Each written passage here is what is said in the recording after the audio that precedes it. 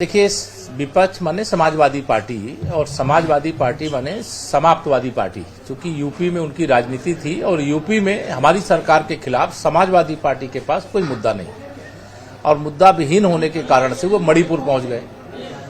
मणिपुर का विषय सपा में भी कई वरिष्ठ सदस्य हैं, उनको ये मालूम है नियम के अनुसार दूसरे प्रदेश की बात को प्रदेश के विधानसभा में विधान परिषद में नहीं उठाया जा सकता। लेकिन जिस रास्ते पे सपा चल रही है तो यह बात मेरी निश्चित तौर से अब पुष्ट होने जा रही है कि सपा समाप्तवादी पार्टी बनने जा रही है। 2024 में सपा का खाता नहीं खुलने जा रहा है। देखिए, ये लड़ाई सपा की और सपा कांग्रेस की या जो तुष्टीकरण की राजनीति करते हैं उनकी होगी।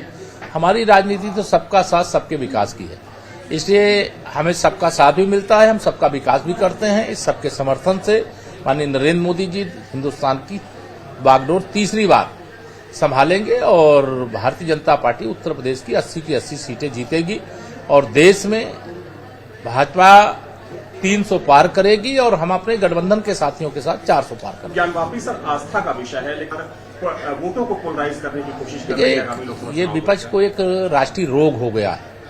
जो भी चीज उनके हिसाब से हो जाती है उसको तो वह यह समझते हैं कि सही है और जो उनके खिलाफ हो जाए उसको वो गलत बताते हैं। श्री राहुल गांधी जी की सदस्यता 2 वर्ष की सजा सुनाई गई, इसके कारण से समाप्त हुई। अब वो मामला लेकर के हाई कोर्ट में गए। हाई कोर्ट ने भी जो जिला अदालत का निर्णय था उस पर स्टे नहीं लगाया। अब देश की सर्वोच्च अदालत में गए। देश की सर्वोच्च अदालत ने उस सजा पर रोक लगाई है, जिसके कारण से उनकी सदस्यता बहाल हो गई है। तो उनको न्याय मिल गया है, यह न्याय है, और जो सजा मिल जाए उनको वो अन्याय है। तो ये तो एक राष्ट्रीय रोग है, भाजपा विरोध का फोबिया हो गया है और इसके कारण से 2024 का जो उनको चित्र दिखाई दे रहा है उस खौफ में इस प्रकार की बयानबाजी करते हैं।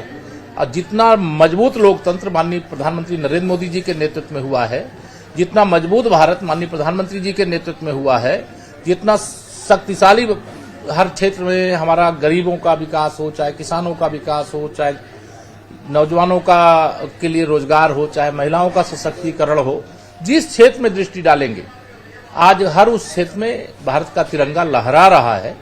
लेकिन विपक्ष को ये रोग है। ज्ञानव्यापी का जो विषय है वह देश की सर्वोच्च अदालत के पास भी मामला गया है और वहीं से यह भी आदेश आया कि एसआई सर्वे करे और एसआई सर्वे कर रही है तो उसमें सवाल न विपक्ष को उठाना चाहिए न हम लोग उठा रहे हैं। सर्वे हो रहा है, सर्वे सच सामने आ रहा है और जब सच सामने आएगा तो पूरा देश जानेगा। सर, अखिलेश यादव कह रहे हैं कि भारतीय पार्टी के किसी सदस्य की सदस्यता समाप्त करने वाली सजा हुई है तो जो कार्रवाई होती है वह कार्रवाई जब न्यायालय की सूचना जाती है तो लोकसभा अध्यक्ष करते हैं, विधानसभा अध्यक्ष करते हैं। लेकिन अगर उस सजा पर रोक लगती है तो स्वाभाविक तौर से आगे वो मुकदमा चलता है। तो भाजपा कभी किसी भी न्यायिक प्रक्रिया में, किसी जांच प्रक्रिया में, किसी एक जो संवैधानिक संस्थाएं उस प्रक्रिया में कोई अड़चन न तो देश में और न उत्तर प्रदेश में कहीं नहीं डालती है। हम हर परिस्थिति का एक वैधानिक ढंग से, कानूनी ढंग से सामना करते और सामना करते हुए सफलता के साथ आगे बढ़ रहे हैं। सर, आखिरी सवाल, सिद्धार्थनगर इस मामले में सभी आरोपियों को गिरफ्तार किया है? नहीं, निश्चित तौर से अगर ऐसा जिसने भी किया है अगर उनको गिरफ्तार नहीं किया जाएगा, उनके खिलाफ कार्रवाई नहीं की जाएगी तो मनोबल बढ़ेगा। और उत्तर प्रदेश में कानून का राज्य है। मुख्यमंत्री योगी आदित्यनाथ जी की अगुवाई में जो मैं कह रहा हूं कि आज उत्तर प्रदेश 25 करोड़ की आबादी का प्रदेश है।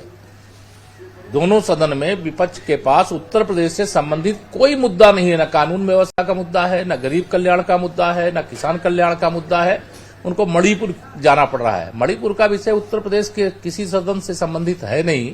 जो चर्चा यहाँ हो नहीं सकती उस विषय को लेकर के सदन में हंगामा करना, ये नकारात्मक विपक्ष की भूमिका का निर्वहन कर रहे हैं, सकारात्मक विपक्ष का दायित्व नहीं निभा रहे हैं।